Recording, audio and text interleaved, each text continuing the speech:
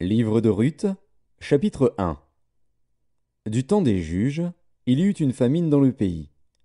Un homme de Bethléem de Juda partit, avec sa femme et ses 2 fils, pour faire un séjour dans le pays de Moab.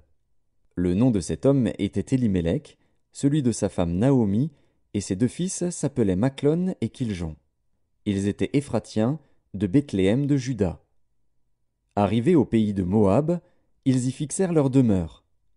Élimélec, mari de Naomi, mourut, et elle resta avec ses 2 fils. Ils prirent des femmes moabites, dont l'une se nommait Orpa, et l'autre Ruth, et ils habitèrent là environ 10 ans. Machlon et Kijlon moururent aussi tous les deux, et Naomi resta privée de ses 2 fils et de son mari. Puis elle se leva, elle et ses belles-filles, afin de quitter le pays de Moab, car elle apprit au pays de Moab que l'Éternel avait visité son peuple et lui avait donné du pain. Elle sortit du lieu qu'elle habitait, accompagnée de ses 2 belles-filles, et elle se mit en route pour retourner dans le pays de Juda. Naomi dit alors à ses 2 belles-filles, « Allez, retournez chacune à la maison de sa mère. Que l'Éternel use de bonté envers vous, comme vous l'avez fait envers ceux qui sont morts et envers moi. Que l'Éternel vous fasse trouver à chacune du repos dans la maison d'un mari. » Et elle les baisa. Elles élevèrent la voix et pleurèrent. Et elles lui dirent, « Non, nous irons avec toi vers ton peuple. » Naomi dit, « Retournez, mes filles, pourquoi viendriez-vous avec moi? Ai-je encore dans mon sein des fils qui puissent devenir vos maris? Retournez, mes filles, allez, je suis trop vieille pour me remarier. Et quand je dirai, j'ai de l'espérance, quand cette nuit même je serais avec un mari et que j'enfanterai des fils, attendriez-vous pour cela qu'ils eussent grandi? Refuseriez-vous pour cela de vous marier? Non, mes filles, car à cause de vous je suis dans une grande affliction de ce que la main de l'Éternel s'est étendue contre moi. Et elles élevèrent la voix et pleurèrent encore. Orpa baisa sa belle-mère, mais Ruth s'attacha à elle. Naomi dit à Ruth, « Voici, ta belle-sœur est retournée vers son peuple et vers ses dieux. Retourne, comme ta belle-sœur. » Ruth répondit, « Ne me presse pas de te laisser, de retourner loin de toi. Où tu iras, j'irai. Où tu demeureras, je demeurerai. Ton peuple sera mon peuple, et ton Dieu sera mon Dieu. Où tu mourras, je mourrai, et j'y serai enterré.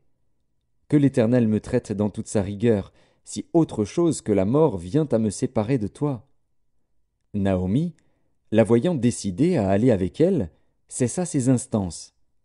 Elles firent ensemble le voyage jusqu'à leur arrivée à Bethléem. Et lorsqu'elles entrèrent dans Bethléem, toute la ville fut émue à cause d'elles, et les femmes disaient, « Est-ce là Naomi? » Elle leur dit, « Ne m'appelez pas Naomi, appelez-moi Mara, car le Tout-Puissant m'a rempli d'amertume. J'étais dans l'abondance à mon départ, et l'Éternel me ramène les mains vides. Pourquoi m'appelleriez-vous Naomi, après que l'Éternel s'est prononcé contre moi, et que le Tout-Puissant m'a affligé? » Ainsi revinrent du pays de Moab Naomi et sa belle-fille, Ruth la Moabite. Elles arrivèrent à Bethléem au commencement de la moisson des orges. Ruth, chapitre 2. Naomi avait un parent de son mari. C'était un homme puissant et riche, de la famille d'Élimélec, et qui se nommait Boaz. Ruth la Moabite dit à Naomi, « Laisse-moi, je te prie, aller glaner des épis dans le champ de celui aux yeux duquel je trouverai grâce. » Elle lui répondit, « Va, ma fille. » Elle alla glaner dans un champ, derrière les moissonneurs. Et il se trouva par hasard que la pièce de terre appartenait à Boaz, qui était de la famille d'Élimélec. Et voici, Boaz vint de Bethléem, et il dit aux moissonneurs, « Que l'Éternel soit avec vous. » Ils lui répondirent, « Que l'Éternel te bénisse. » Et Boaz dit à son serviteur chargé de surveiller les moissonneurs, « À qui est cette jeune femme? » Le serviteur chargé de surveiller les moissonneurs répondit, « C'est une jeune femme moabite qui est revenue avec Naomi du pays de Moab. Elle a dit, « Permettez-moi de glaner et de ramasser des épis entre les gerbes derrière les moissonneurs. » Et depuis ce matin qu'elle est venue, elle a été debout jusqu'à présent et ne s'est reposée qu'un moment dans la maison. Boaz dit à Ruth, « Écoute, ma fille, Ne va pas glaner dans un autre champ, ne t'éloigne pas d'ici, et reste avec mes servantes. Regarde où l'on moissonne dans le champ, et va après elles. J'ai défendu à mes serviteurs de te toucher. Et quand tu auras soif, tu iras au vase, et tu boiras de ce que les serviteurs auront puisé. Alors elle tomba sur sa face et se prosterna contre terre, et elle lui dit, Comment ai-je trouvé grâce à tes yeux, pour que tu t'intéresses à moi qui suis une étrangère? Boaz lui répondit, On m'a rapporté tout ce que tu as fait pour ta belle-mère depuis la mort de ton mari, et comment tu as quitté ton père et ta mère et le pays de ta naissance, pour aller vers un peuple que tu ne connaissais point auparavant. Que l'Éternel te rende ce que tu as fait, et que ta récompense soit entière de la part de l'Éternel, le Dieu d'Israël, sous les ailes duquel tu es venu te réfugier. Et elle dit, Oh, que je trouve grâce à tes yeux, mon Seigneur, car tu m'as consolé, et tu as parlé au cœur de ta servante. Et pourtant je ne suis pas, moi, comme l'une de tes servantes. Au moment du repas, Boaz dit à Ruth, Approche, mange du pain, et trempe ton morceau dans le vinaigre.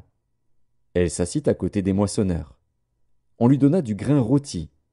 Elle mangea et se rassasia, et elle garda le reste. Puis elle se leva pour glaner. Boaz donna cet ordre à ses serviteurs, qu'elle glane aussi entre les gerbes, et ne l'inquiétez pas, et même vous ôterez pour elle des gerbes quelques épis, que vous la laisserez glaner, sans lui faire de reproche. Elle glana dans le champ jusqu'au soir, et elle bâtit ce qu'elle avait glané. Il y eut environ 1 épha d'orge. Elle l'emporta et rentra dans la ville, et sa belle-mère vit ce qu'elle avait glané. Elle sortit aussi les restes de son repas, et elle les lui donna. Sa belle-mère lui dit, Où as-tu glané aujourd'hui, et où as-tu travaillé? Béni soit celui qui s'est intéressé à toi. Et Ruth fit connaître à sa belle-mère chez qui elle avait travaillé.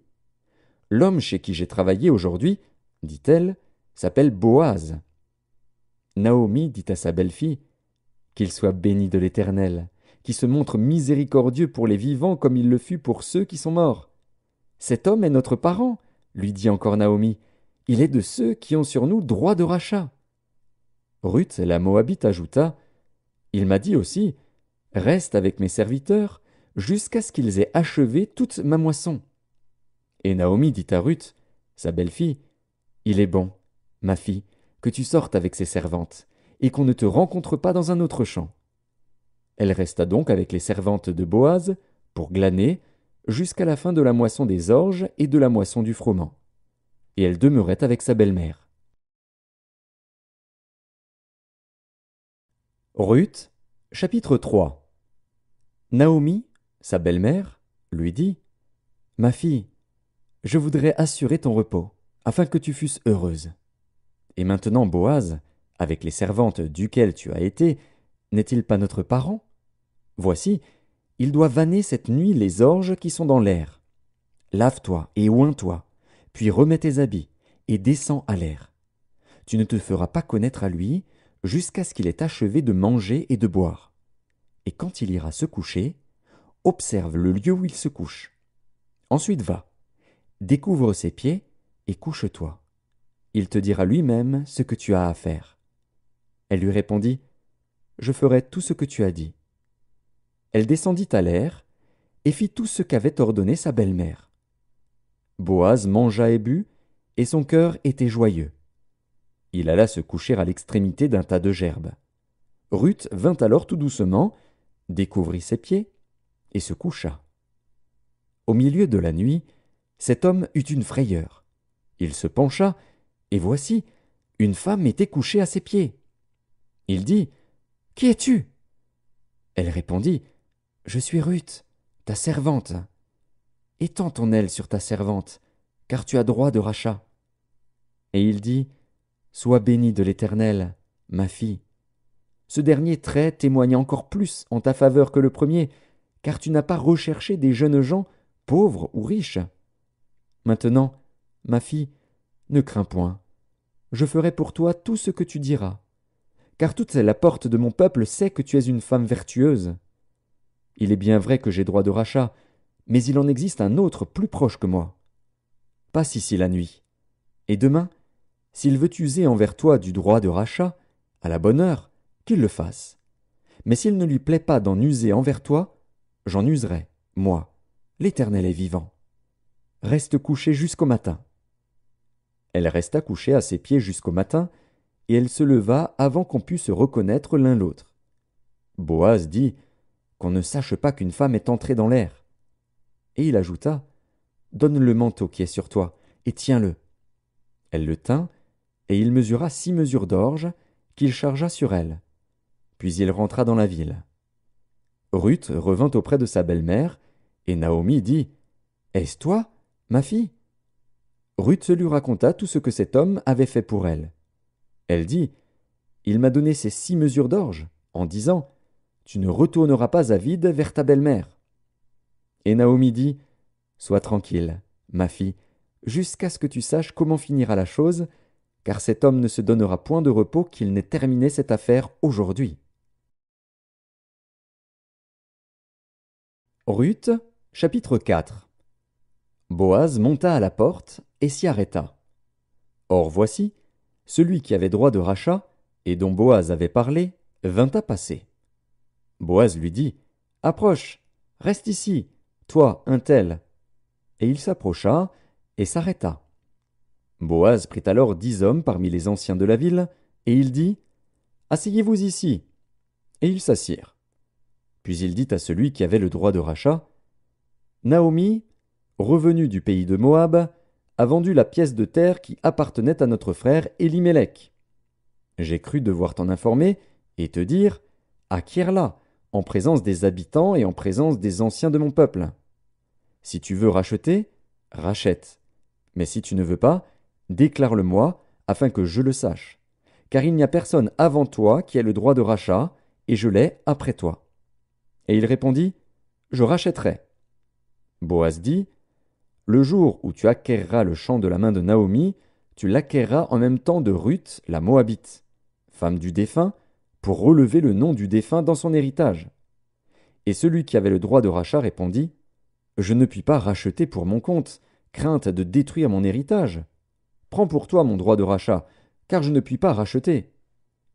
Autrefois en Israël, pour valider une affaire quelconque relative à un rachat ou à un échange, l'un ôtait son soulier et le donnait à l'autre. Cela servait de témoignage en Israël. Celui qui avait le droit de rachat dit donc à Boaz, acquiers pour ton compte. Et il ôta son soulier.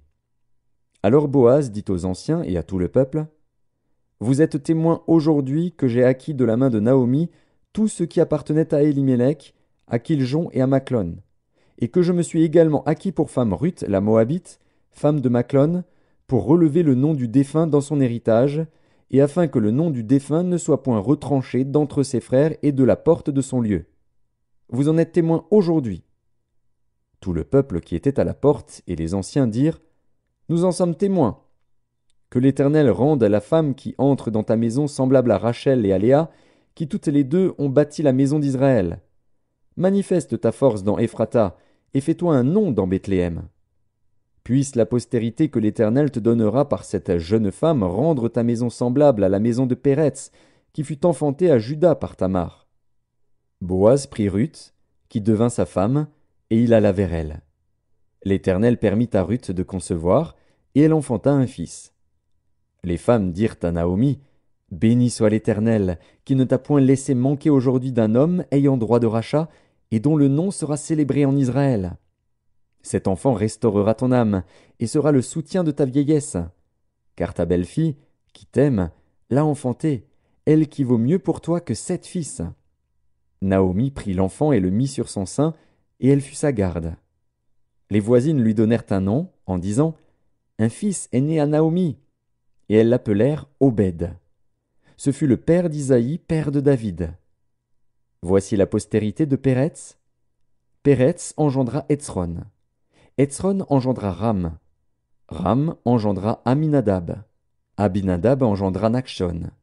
Nachshon engendra Salmon. Salmon engendra Boaz. Boaz engendra Obed. Obed engendra Isaïe.